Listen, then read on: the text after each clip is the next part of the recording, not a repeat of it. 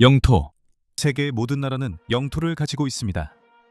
존재하기 위해 존재할 수 있는 장소를 가짐으로써 나라가 존재하는 것이죠. 어떤 나라는 영토가 크고 어떤 나라는 더 작으며 어떤 나라는 자신과 이웃 나라가 어떤 영토를 가져야 하는지 동의하지 않습니다. 그래서 영토 분쟁이 발생합니다. 아주 간단히 말하면 영토 분쟁은 두 나라가 같은 땅을 서로 요구하면서 누가 그 땅을 가져야 하는지 합의하지 못하는 경우입니다. 대부분의 경우 그중 한 나라가 현재 원하는 대로 영토를 차지하고 있습니다. 이 영상에서는 유럽에서 일어나고 있는 몇 가지 영토 분쟁에 대해 살펴보겠습니다. 여러분의 반응이 좋고 원하신다면 아마도 미국, 아시아, 아프리카에 대해서도 이런 영상을 만들 예정입니다. 올리벤사부터 시작하겠습니다. 올리벤사는 포르투갈과 스페인 양국이 영유권을 주장하는 곳입니다. 올리벤사는 포르투갈과 스페인 국경의 분쟁 지역에 위치한 마을입니다. 이 지역은 스페인에 의해 관리되고 있습니다. 포르투갈은 1815년 빈 회의의 해석에 근거해 이 영토에 대한 스페인의 주권을 인정하지 않습니다. 이 조약은 스페인이 받아들였지만 실제로는 지키지 않은 것으로 보입니다. 이 문제는 꽤 오래전으로 거슬러 올라갑니다.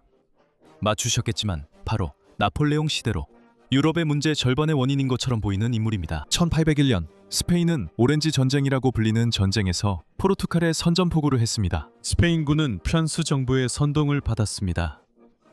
그들은 포르투갈이 유럽 대륙에서 영국의 마지막 남은 동맹국이었기 때문에 포르투갈에 선전포고를 했습니다. 포르투갈은 영국과의 오랜 동맹을 끊기를 거부했고 그래서 프랑스와 스페인 군대가 침공했습니다. 포르투갈의 충성심은 영국에 의해 보상받았지만 영국의 지원만으로는 승리하기에 부족했습니다. 포르투갈은 남아메리카에서의 분쟁에서는 승리하여 브라질 식민지를 지켜냈지만 유럽에서는 패배했습니다. 또한 유럽에서는 올리벤사라는 도시를 잃은 것이 큰 패배였습니다. 이 분쟁은 또한 나폴레옹이 이베리아 반도를 침공한 반도 전쟁의 무대를 마련했습니다. 1815년 조약으로 빠르게 넘어가면 나폴레옹의 몰락 이후 유럽을 재편한 그 조약의 105조에 이렇게 적혀 있습니다. 열강들은 1801년 바다우스 조약에 의해 스페인에 양도된 올리벤사와 기타 영토에 대한 포르투갈과 브라질의 정당한 권리를 인정했습니다. 하지만 200년이 지난 지금도 이 문제는 해결되지 않았습니다. 재미있는 사실은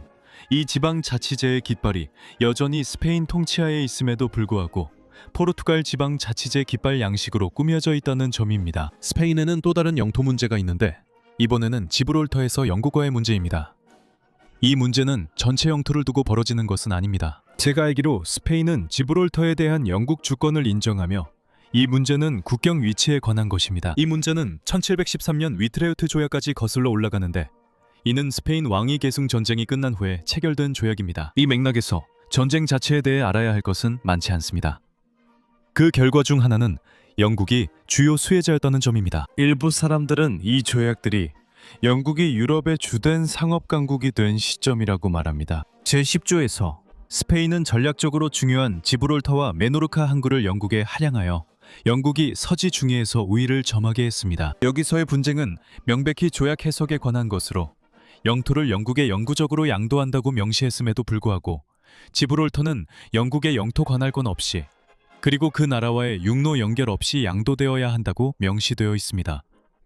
대략 이런 내용입니다. 제가 이해하기로는 영국은 이것을 우리는 지브롤터와 그 항구만 소유하고 그 주변 영토는 소유하지 않는다 라고 해석합니다. 반면에 스페인은 너희는 항구만 소유할 뿐 그 주변의 지브롤터 땅은 소유하지 않는다 라고 해석합니다. 이 분쟁은 영국이 지브롤터를 얼마나 소유해야 하는지에 관한 것입니다. 영국도 두 가지 영토 분쟁이 있으며 두 가지는 아일랜드와 관련되어 있습니다. 첫 번째는 로골 섬으로 덴마크와 아이슬란드도 영유권을 주장합니다. 이곳은 말 그대로 바다 한가운데 있는 바위일 뿐이라서 주변 영해를 소유하려는 것과 관련이 없다면 왜 이걸 차지하려고 하는지 전혀 모르겠습니다.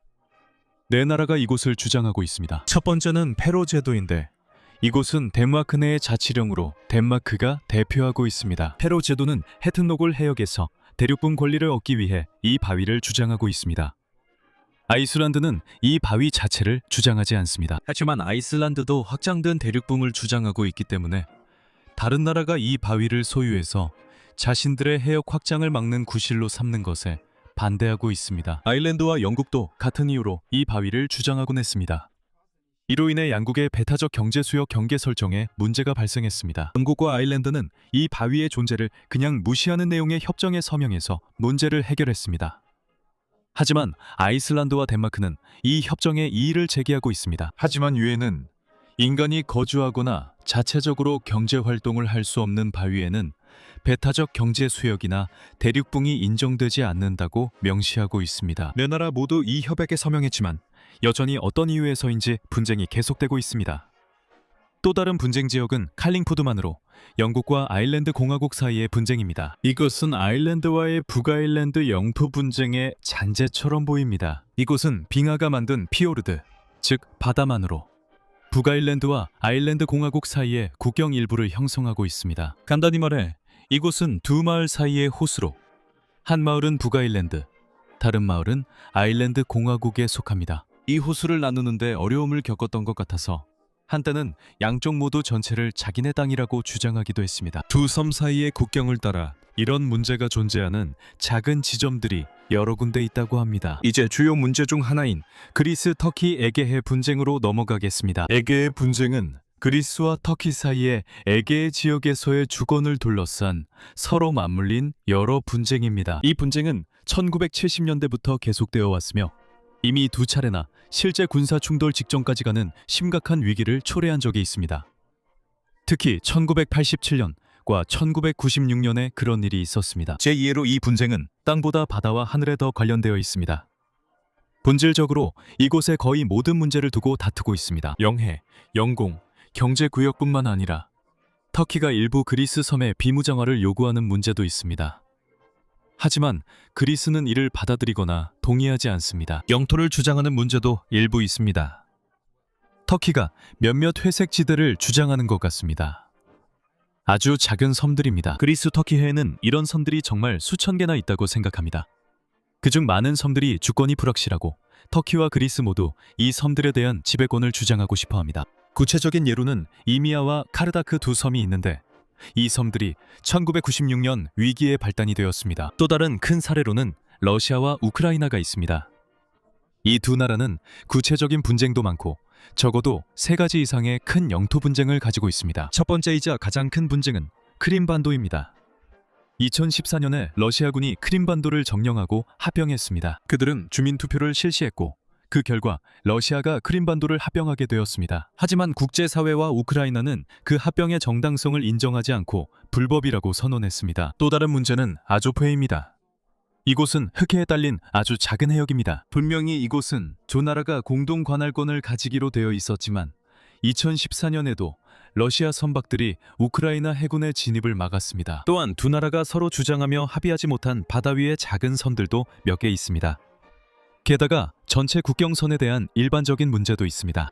보아하니 2001년 이후로 러시아는 우크라이나와 공식적으로 확정된 국경을 설정하는 것을 미뤄왔습니다. 그리고 2014년 이후로 그런 일이 더 일어날 가능성은 줄어든 것 같습니다. 영토 분쟁이 많은 곳에 대해 이야기하고 싶다면 더 이상 멀리 볼 필요 없습니다.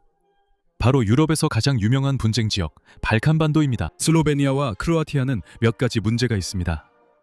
크로아티아와 세르비아는 국경 전체뿐만 아니라 사렝그라드와 부코바르 섬도 서로 분쟁 중입니다. 크로아티아와 몬테네그로는 아드리아해에서 전략적으로 중요한 위치에 있기 때문에 프레클라바라는 작은 반도를 두고 분쟁 중입니다. 크로아티아와 보스니아는 클리에크 반도와 사람이 거주하는 두 섬인 벨리크스콜과 말리크스콜을 두고 다투고 있습니다. 세르비아와 보스니아는 여러 문제로 분쟁 중일 것입니다. 사스타브치 마을은 세르비아의 지방자치단체에 속해 있지만 보스니아의 월경지인 메두레크의 마을 바로 동쪽에 위치해 있습니다. 그리고 우리는 코소보 문제에 대해서는 다시 언급하지 않겠습니다.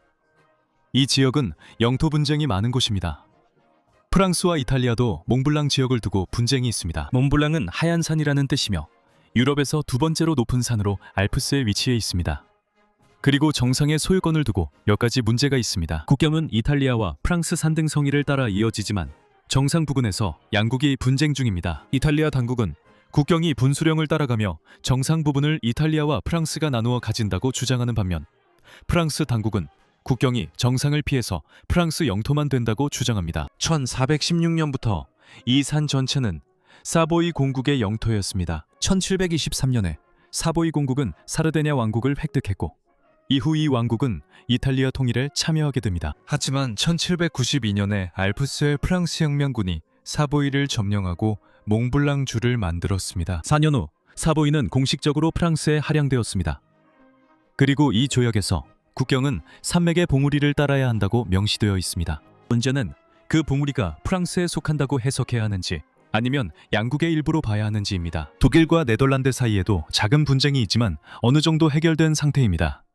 달레르트만의 경계에 관한 문제입니다. 본질적으로 그들은 수역에서 정확히 어디에 국경선이 그어져야 하는지에 대해 논쟁합니다. 하지만 1960년에 그들은 조약을 체결했고 본질적으로 서로의 견해 차이를 인정하며 이 문제에 대해 각자 다른 시각을 가지고 있지만 그 불일치가 실제로 중요하지 않으니 갈등의 핑계가 되어서는 안 된다고 합의했습니다. 불일치를 다루는 꽤 건강하고 긍정적인 방식이죠. 저는 이 영상에 코카서스 지역도 포함시켰는데 제 관점에서는 여전히 유럽의 일부이거나 아시아와 함께 다루는 것보다 여기 포함하는 게 더 자연스럽다고 느꼈기 때문입니다. 아르메니아와 아제르바이잔은 나고르노 카라바흐 지역과 그 주변 지역을 두고 몇 가지 분쟁이 있습니다. 이 지역은 국제적으로는 아제르바이잔의 일부로 인정받고 있지만 나고르노 카라바흐가 실질적으로 통제하고 있으며 아르메니아의 지원을 받고 있습니다. 그래서 이곳은 아르차흐 공화국이라고도 불립니다. 이 지역에 아르메니아인이 주로 거주해 이런 일이 발생합니다. 1918년 두 나라가 독립하자 모두 이 지역을 영토로 주장했습니다. 여전히 코카서스 지역에서는 조지아와 러시아 간의 영토 분쟁 문제가 있습니다. 특히 아파지아와 나모세티아 문제가 대표적입니다. 국제적으로 대부분의 국가는 아파지아를 조지아의 한 지역으로 인정하지만 조지아 자체는 이를 자치공화국으로 보고 있는 것 같습니다. 본질적으로 러시아는 조지아에 맞서 현지의 독립움직임을 지원하고 있습니다. 나모세티아도 마찬가지로 공식적으로는 조지아의 일부이지만 분리주의자들은 러시아의 인정과 지원을 받고 있습니다. 핀란드와 스웨덴 사이의 올란드 제도, 폴란드와 덴마크의 발트해 일부 지역 등 이미 해결된 몇몇 역사적 분쟁들도 있습니다. 이 문제는 2018년에야 해결되었습니다. 영국과 아일랜드 사이의 북아일랜드, 그리고 발트 3국과 러시아 사이에도 몇몇 사례가 있습니다. 이탈리아와 바티칸은 파세토 디보르고라는 고가 통로를 두고 분쟁이 있었으며 이 통로는 바티칸 시국과 로마의 성을 연결합니다. 이 외에도 많은 분쟁이 있습니다. 하지만 다행히도 이들 대부분은 해결되었고 또 우리가 본 대부분의 분쟁들은 평화적으로 이어지고 있는 분쟁들입니다. 앞으로 완전히 해결되고 합의에 이를 수 있기를 바랍니다. 자, 이것들이 유럽에서 가장 큰 영토 분쟁들 중 일부입니다.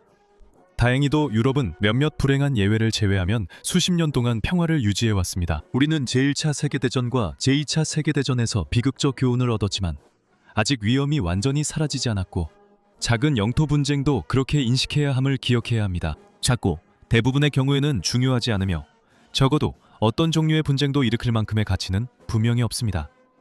이 영상을 시청해주셔서 정말 감사합니다. 원하신다면 구독해주시고 이런 영상을 다른 대륙에 대해서도 만들어주길 원하신다면 댓글도 남겨주세요. 또한 제가 유럽에서 다른 중요한 영토 분쟁을 놓치거나 잊은 것이 있다면 알려주세요. 더 많은 상식 이야기로 다음 시간에 다시 찾아뵙겠습니다.